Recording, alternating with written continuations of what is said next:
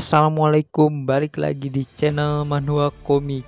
Sebelum masuk ke alur ceritanya, alangkah baiknya tekan tombol subscribe agar admin tetap semangat uploadnya. Langsung saja kita ke alur ceritanya.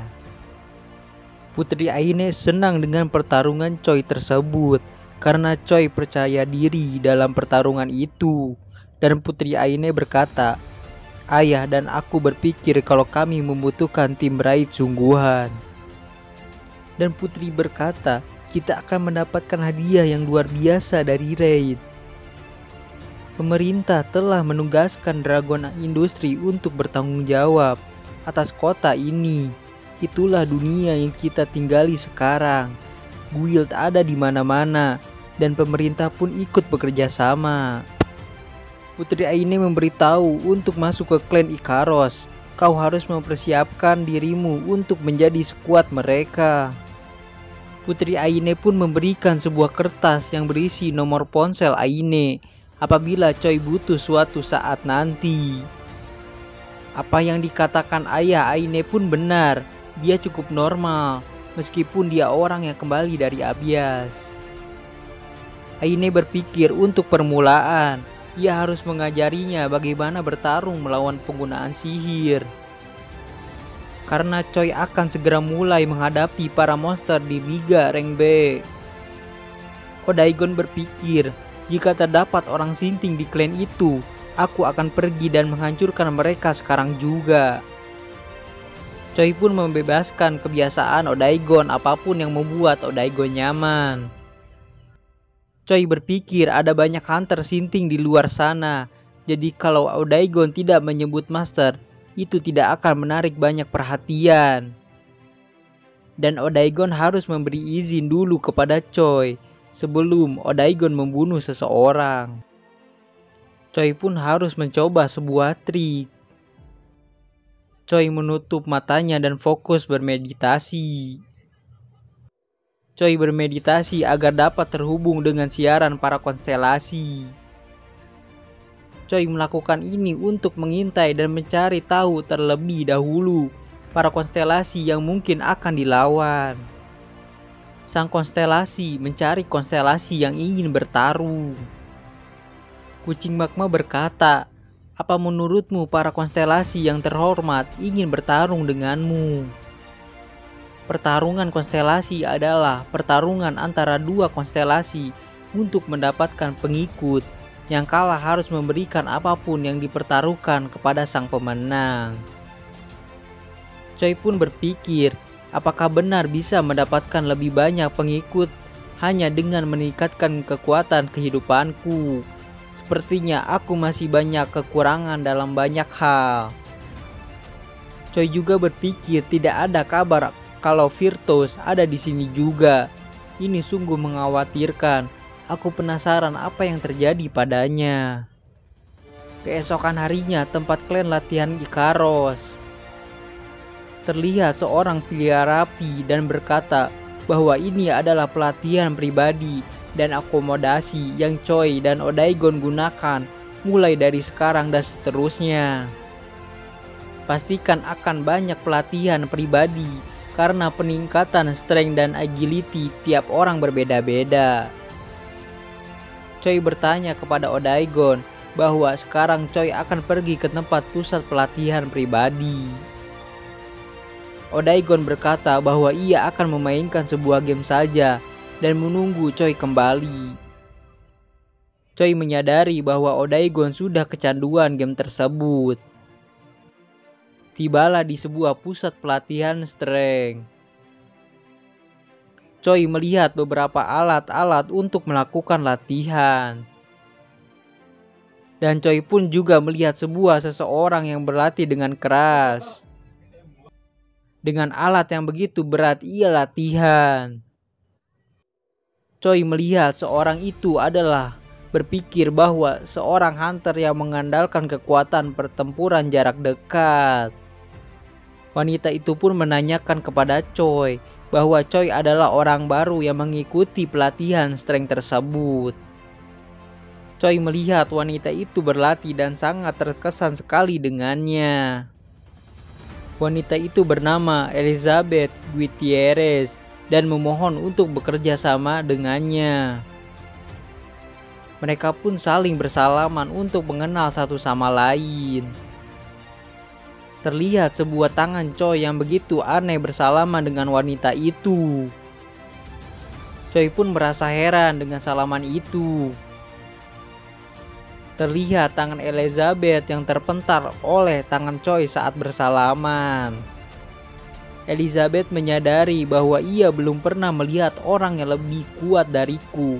Dan wanita itu bertanya kepada Choi, apakah kau merupakan seorang magician pertarungan jarak dekat? Choi menjawab pertanyaan itu dan berkata, bukan, aku adalah seorang seniman bela diri. Terlihat wanita itu terkejut. Wanita itu terkejut karena tidak sangka bertemu dengan seorang seniman bela diri, Rengbe, dan bertanya, apakah kau bisa bertarung hanya dengan seni bela diri? Bagaimana kau mulai mempelajarinya? Mendengar 30 tahun telah berlalu semenjak aku terjebak di Abyas. Elizabeth pun menanyakan apakah seni bela diri lebih berguna dari kelihatannya. Aku tipe orang yang mempelajari apapun yang dapat berguna untukku. Terlihat pukulan yang sangat kencang. Wanita itu berkata, tinju, Jiu-Jitsu, gulat, Muay Thai, aku mempelajarinya apapun yang kubutuhkan. Lagi pula akan merepotkan jika para monster terlalu dekat dengan kita. Wanita itu adalah seorang hunter Liga UHC, rank B, peringkat ke-19. Wanita itu pun ingin menunjukkan seberapa hebat seni bela diri. Choi itu apakah benar-benar hebat?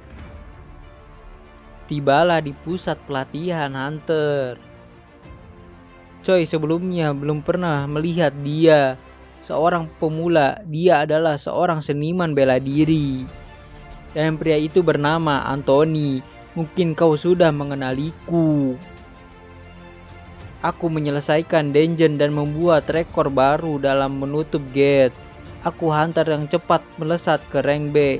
Wanita itu menjawab, dia ini orang yang kembali dari Abyas. Dia pasti tidak mengetahui apa yang kau katakan. Anthony itu akan menjelaskan semuanya sebelum mereka pergi. Anthony adalah seorang es daripada es di klan ini. Aturan di klan ini sangat sederhana. Choi berpikir apakah dia cheating, dan wanita itu berkata bahwa dia selalu seperti itu. Sebaiknya kau tidak terlibat dengannya. Wanita itu pun mengajak Choi untuk bertarung dengannya. Terlihat sedang memasuki arena pertarungan dan bersiap untuk bertarung. Wanita itu tidak sabar dan ingin langsung memulai pertarungannya itu. Sepertinya wanita itu cukup penasaran dengan seni bela diri yang dimiliki oleh seorang Choi. Terlihat sebuah Choi dengan cepat ingin memukul wanita itu. Wanita itu berhasil menangkis dengan pedangnya tersebut. Wanita itu pun siaga untuk melawan Choi dan berkata, jadi ini seni bela diri. Choi menyadari bahwa wanita itu memiliki reaksi yang bagus. Terlihat dengan kecepatan yang dimiliki oleh Choi, sebuah kaki yang begitu cepat melesat menyerang wanita itu dan hanya bisa menangkis serangan Choi. Wanita itu akan menambah sihir dalam serangan tersebut. Terlihat pedang yang begitu bersinar karena sudah ditambahkan sihir. Choi pun dengan cepat menghindar serangan tersebut. Sebuah pedang diayunkan dengan begitu cepat. Choi menyadari seorang pengguna sihir kecepatan serangannya cukup baik. Dia mungkin kandidat bagus untuk menjadi pengikutku. Terlihat Choi pun mengeluarkan sebuah skill Celestial Kick dengan cepat. Wanita itu pun terkejut dan mengeluarkan sihir pertahanan agar bisa menahan lebih baik lagi dari serangan Choi. Dengan cepat, Choi langsung memukul dengan tangannya itu dengan keras. Terlihat wanita itu sudah kewalahan menghadapi serangan yang diberikan oleh Choi. Wanita itu pun tidak mau kalah dan pertarungan masih belum berakhir. Choi pun langsung memukul lagi wanita itu. Choi berkata, "Apakah kau sudah bisa merasakan apa itu seni bela diri? Aku akan menjadikannya pengikutku setelah mengajarinya apa itu seni bela diri. Ini terasa seperti aku sedang menipunya atau semacamnya." Terlihat wanita itu sudah kewalahan dengan keringat yang sudah mengucur deras. Wanita itu pun tidak menyerah begitu saja dan ingin bertarung habis-habisan dengan Choi. Sebuah ledakan pun bersinar. Terlihat wanita itu sudah tidak sanggup lagi bertarung. Tapi wanita itu sungguh keras kepala dan ingin melanjutkannya. Choi pun berkata bahwa dia bertemu dan bertarung dengan orang yang salah. "Maafkan aku, tapi aku benar-benar menyukai tipe kegigihan semacam ini." Orang yang berlatih di sekitar tersebut pun terkejut dengan pertarungan itu. Wanita itu tidak ingin kalah, tapi ia sudah tidak kuat lagi untuk bertarung dengan Choi. Choi berkata, "Berhenti mengatakan seperti itu. Ini hanya permulaan." Cukup sampai di sini dulu videonya. Next video admin bakal lanjutin ceritanya. Assalamualaikum.